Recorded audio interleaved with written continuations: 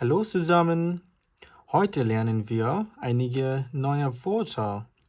আজকে আমরা নতুন কিছু জার্মান শব্দ শিখব। চলুন শুরু করা যাক। I know, আমি জানি। জার্মানে আমরা বলবো ich weiß, কারণ আইকে জার্মানে বলা হয় ich. weiß মানে হচ্ছে জানা, ich weiß, আমি জানি, ich weiß. I believe, আমি বিশ্বাস করি, ich glaube, ich glaube, আমি বিশ্বাস করি। Ich hoffe মানে হচ্ছে আমি আশা করি, ich hoffe. I plan, আমি প্ল্যান করি, ich plane, যেটা অনেকটা জার্মানের মতো।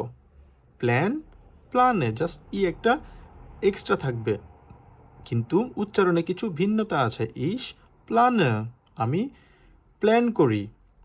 I ask, ich frage, ich frage, frage মানে হচ্ছে প্রশ্ন করা, ich frage.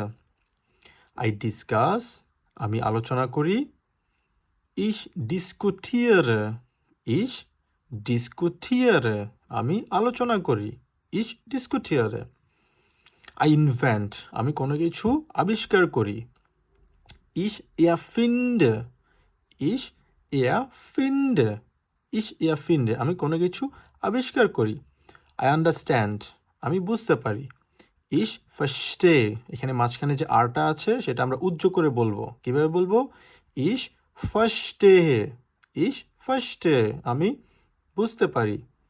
I agree, আমি একমত পোষণ করি, ich stimme zu, ich মানে হচ্ছে আমি, zustimmen এটা হচ্ছে একটা ট্রেন ভেয়ারে ভার্ব, যেটা আমরা A1 এবং A2 কোর্সে আমরা শিখি। তো ট্রেন ভেয়ারে ভার্ব এখানে ভেঙে সু স্টিমেন, ভেঙে মাঝখানে যেটা আছে ভার্ভ স্টিমে, এটা হচ্ছে ভার্ভ, ইসের সাথে স্টিমে বসে। আর যে পরে যেটা আছে সু, এটা পরবর্তীতে প্রিফিক্স হিসেবে বাক্যের শেষে বসে। এগুলোকে বলা হচ্ছে ট্রেন ভেয়ারে ভার্ব, কারণ এই ভার্বগুলা মাঝখানে ভাঙতে পারে।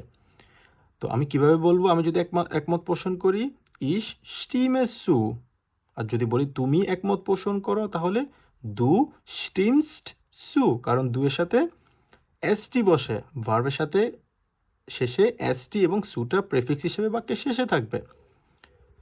আমি একমত পোষণ করি না, I disagree, ich stimme nicht zu, agree না করার কারণে nicht বসেছে, nicht মানে হচ্ছে না, ich stimme nicht zu, আমি একমত পোষণ করছি না। Vielen Dank.